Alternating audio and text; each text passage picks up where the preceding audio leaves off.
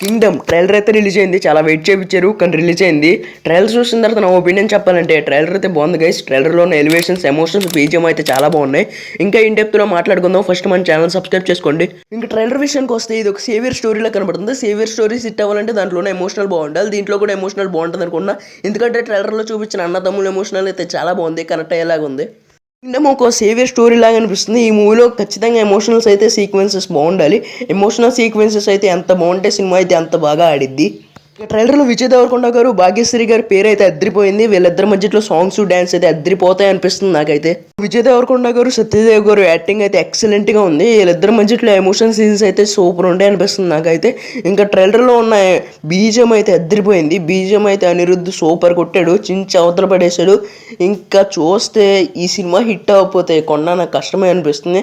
ఎందుకంటే ఖుషి, లైగర్, the family star వంటి డ్రాడ్ disaster మూవీస్ని కొట్టాడు. ఈ మూవీతో కంబ్యాక్ ఇస్తాడు అనుకుంటున్నా. ట్రైలర్ అయితే బాగానే ఉంది. ట్రైలర్లో ఇంకా చూపించాల్సినవి చాలా ఉండాలనుకుంటున్నా కానీ చూపించలేదు. డిఫరెంట్ వరల్డ్ని బిల్డ్ చేశారు.